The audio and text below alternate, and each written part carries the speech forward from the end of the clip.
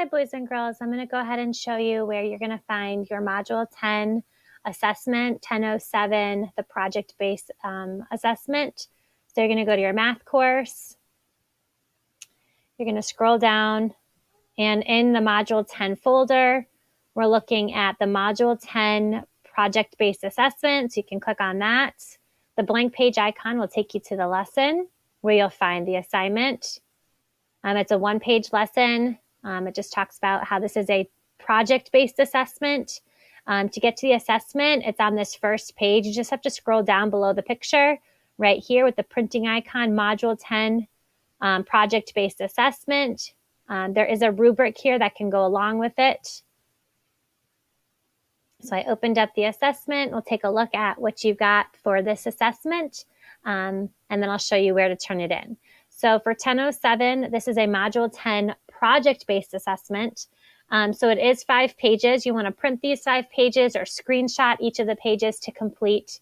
So we'll look at the questions here. Number 1, select all prisms that have a volume between 25 and 40 cubic units.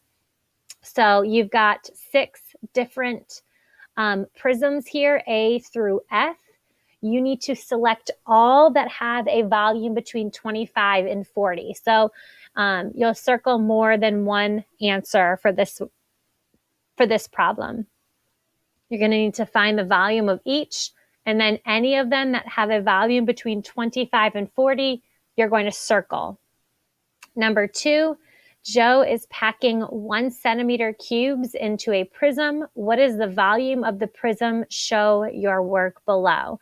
So you're going to calculate the volume of this prism, and you need to show your work using that equation. Volume is equal to length times width times height. So show that work. Okay, to get full credit, when it says to show your work, you've got to show your work to get that full credit. Number 3, a unit cube is shown below. Which of these can best be measured by using unit cubes? So what type of measurement do we use unit cubes? Think of what we've been studying in Module 10.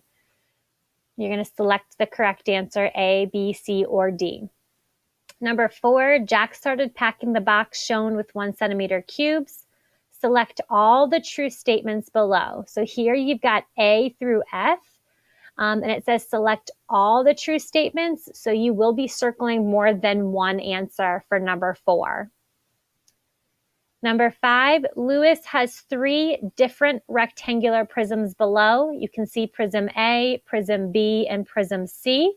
Select all the true statements below. So you have here A through E. You're going to be circling more than one answer. You're going to circle all the true statements. So you have to go through and circle the ones that are true. Number 6, select all measurements that show equivalent volume to the rectangular prism shown below. So there you've got a rectangular prism that's 6 by 8 by 5. You are going to select all measurements that show equivalent volume to the rectangular prism. So equivalent means equal.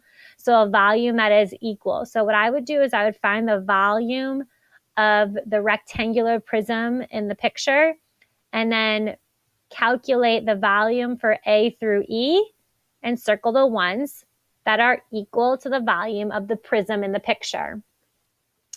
Number 7, Joel has a photo box that is 10 inches in length, 8 inches in width, and 5 inches in height. What is the volume of the box? Show your work below. So here you're just getting the volume. You're going to multiply that length times width times height. Make sure you show your work to get full credit. Number 8, 2 boxes are shown below. What is the combined volume? Show your work. Okay, so this is kind of like your worksheet that you did earlier this week, or last week, I should say. You're going to get the volume of the combined boxes.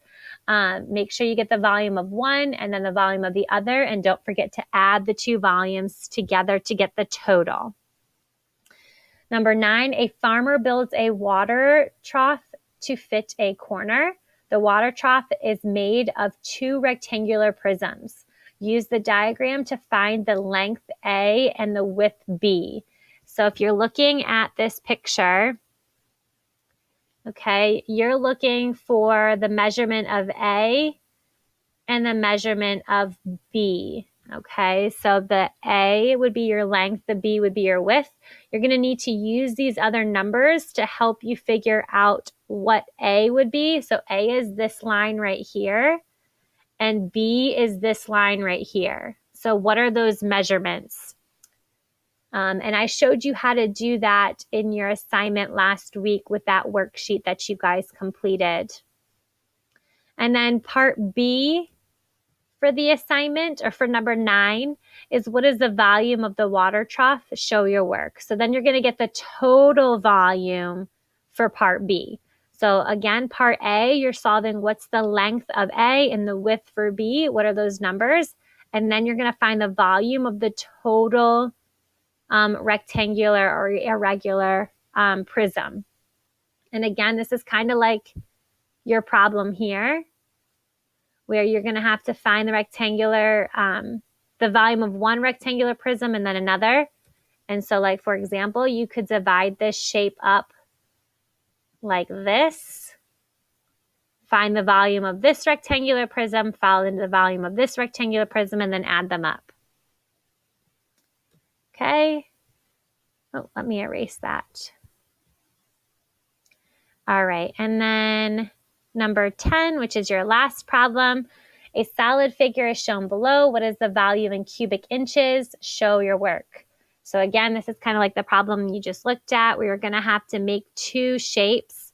And for this one, I would go across here, find the volume of the top rectangular prism, find the volume of the bottom rectangular prism, add the 2 volumes together to get the total.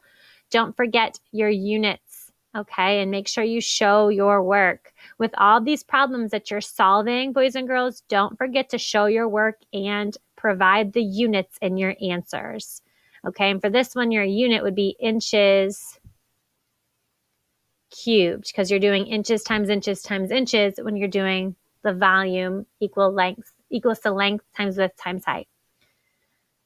Okay. All right. Oops, I didn't mean to get rid of that. But so that is your worksheet, boys and girls. When you're done,